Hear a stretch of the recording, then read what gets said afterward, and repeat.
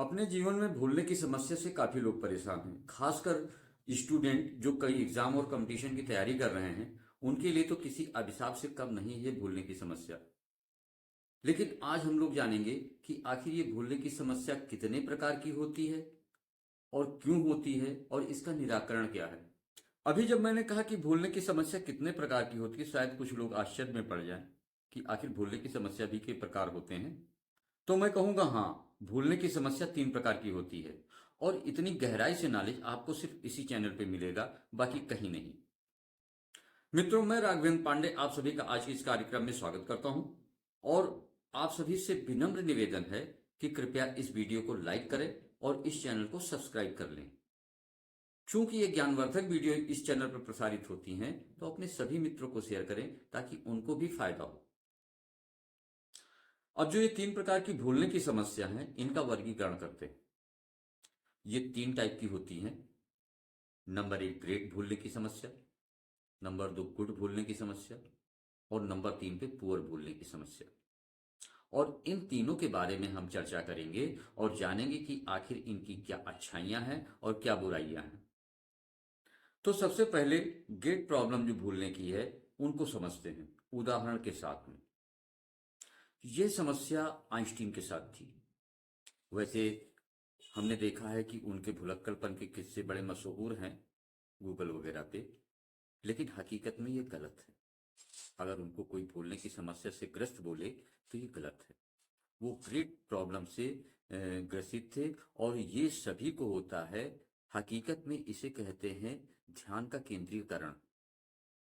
जब व्यक्ति का कंसंट्रेशन हाई लेवल पे होता है तो उसके सामने ये समस्या आती है, क्योंकि वो एक ही विषय बिंदु पर फोकस करता है और बाकी चीजें उसके दिमाग से निकल ही रहती हैं, उस पर वो ध्यान नहीं देता। तो हकीकत में एक बहुत ही अच्छी समस्या है और इसके लिए लोग तरसते हैं कि इतनी अच्छी समस्या उन्हें भी हो। क्योंकि जो कंसंट्रेशन है वो ऐसी समस्या देता है, क्योंकि उसका फोकस तो एक विषय वस्तु पर होता है ना। तो आइंस्टीन को यही समस्या थी। हकीकत में आइंस्टीन भुलक्कड़ नहीं थे। लगभग आज से 30-35 साल पहले जब मैं भारतीय स्मृति एवं व्यक्तित्व विकास पद्धति का अध्ययन कर रहा था उत्तराखंड में आचार्य जी के सानिध्य में, तो मैंने देखा कि यह पद्धति कंसंट्रेशन को बहुत ही हाई लेवल पे पहुंचा देती है, बहुत अच्छी एकाग्रता देती है। और उस समय कुछ ऐसी ही समस्या मेरे सामने भी थी।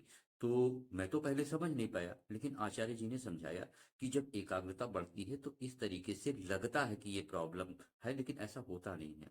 ये बहुत ही अच्छी चीज है। और कंसंट्रेशन जितना अच्छा होगा, आप एक बिंदु पे फोकस करेंगे तो बाकी बिंदु अपने आप नजरअंदाज होते जाएंगे। तो ये तो रही पहली ग्रेट प्रॉब्लम भुलक्कड़पन की। अब भुलक्कड़पन की जो गुड प्रॉब्लम है उसको समझते हैं। भुलक्कड़पन की जो गुड प्रॉब्लम के बारे में मैंने बताया है, तो वो जीवन के लिए बहुत जरूरी है। क्योंकि कुछ चीजें भूलना भी जरूरी होता है। नहीं तो कुछ ऐसे क्षण होते हैं जो दर्द से भरे होते हैं, जो पीड़ादायक होते हैं, कुछ यादें बड़ी दुखद होती हैं और जिनको हम कतई याद रखना नहीं चाहते हैं। और उस क्षण से निजात दिलाने के लिए ये जो गुड प्रॉब्लम होती है भूलने की, ये अच्छी है। हालांकि इसमें समय लगता है, साल 2 साल 3 साल 4 साल का समय लगता है भूलने में। लेकिन ये प्रॉब्लम अच्छी है, क्योंकि अगर ये ना हो तो मनुष्य का जीवन इतना दर्द और पीड़ा और दुखद क्षणों की स्मृति से भर जाए कि उसका जीना मुश्किल हो जाए। तो इसलिए ये समस्या भी भूलने की बहुत अच्छी है और इसका होना भी निहायत जरूरी है। ये भी एक, जैसे ग्रेट प्रॉब्लम अच्छी है, वैसे ही गुड प्रॉब्लम भी भूलने की अच्छी है। अब समझते हैं कि जो पुअर प्रॉब्लम है वो क्या है। हकीकत में जो समस्या क्रिएट करती है हमारे सक्सेस में, हमारे जीवन में, ये वही पुअर भूलने की समस्या है जो समस्या क्रिएट करती है।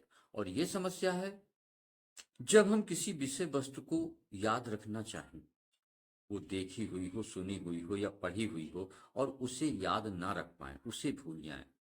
ये समस्या होती है भूलने की और इसे कहते हैं पुअर समस्या। ये सबसे खराब समस्या है जो कि हमारे जीवन में, हमारे सक्सेस में बहुत बड़ी बाधा है। और इस समस्या का निराकरण नितांत आवश्यक है। इस समस्या का हल होना ही चाहिए। अब यहां पर जो मैं पुअर समस्या है भूलने की, उसके बारे में कुछ कहने जा रहा हूं और थोड़ा ओपन माइंड से विचार करिएगा। मैं कहता हूं भूलने जैसी कोई समस्या होती ही नहीं है। और इसको अगर मैं इसका विवरण दूं तो मैं कहूंगा कि ऐसी कोई भी चीज जो आपको याद हो, भूल करके दिखाइए, नहीं भूल पाएंगे। भूलने की समस्या, ये जो पुअर समस्या है, ये तब आती है जब किसी विषय वस्तु को जब हमने ठीक से याद ही ना किया हो। अगर हमने उसको ठीक से याद किया है तो भूलने का सवाल ही नहीं है। और जब किसी विषय वस्तु को ठीक से याद ना किया हो, या उसे देखा ना हो ठीक से, या उसे सुना ना हो ठीक से, तब ये भूलने की समस्या आती है। अब इस पुअर भूलने की समस्या जो है, इसका जड़ कहां पर है, इसको हम लोग देखें। हकीकत में जो हम लोग याद करते हैं वो फोटोग्राफिक मेमोरी के द्वारा याद करते हैं। वो कोई भी चीज हो, वो चाहे देखी हुई हो, सुनी हुई हो, लिखी हुई हो, याद करेंगे तो सिर्फ फोटोग्राफिक मेमोरी के द्वारा। क्योंकि हमारा कॉन्शियस माइंड यानी चेतन मन जो भी देखता है, सुनता है, लिखता है, पढ़ता है, उसकी एक इमेज बना के, तस्वीर बना के सब कॉन्शियस माइंड को प्रेषित कर देता है। क्योंकि स्टोरेज उसी के पास है हमारे यादों की। तो अगर उसकी तस्वीर यानी फोटोग्राफिक मेमोरी स्ट्रांग बनी है, चेतन मन ने स्ट्रांग फोटोग्राफिक मेमोरी बना के दिया है अवचेतन मन को यानी सब कॉन्शियस माइंड को, और उसने सुरक्षित रख लिया। आप जब चाहोगे तब याद आ जाएगी आपको। लेकिन अगर चेतन मन ने स्ट्रांग फोटोग्राफिक मेमोरी नहीं बनाई है और उसके लिए फुली कंसंट्रेशन, ऑब्जर्वेशन और इमेजिनेशन, ये सारी चीजें जरूरी हैं, और तब बनती है स्ट्रांग फोटोग्राफिक मेमोरी। और जब स्ट्रांग फोटोग्राफिक मेमोरी बनी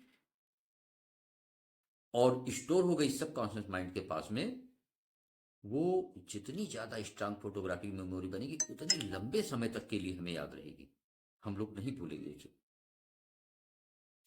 तो इसको पूरी तरीके से समझने के लिए जो हमारी पिछली वीडियो पड़ी है फोटोग्राफिक मेमोरी के ऊपर, उनको कंसंट्रेशन के ऊपर वीडियो है, इमेजिनेशन ऑब्जर्वेशन के ऊपर वीडियो है, आप उनको देखिए और इससे काफी कुछ हासिल कर सकते हैं और अपनी समस्या को दूर कर सकते हैं।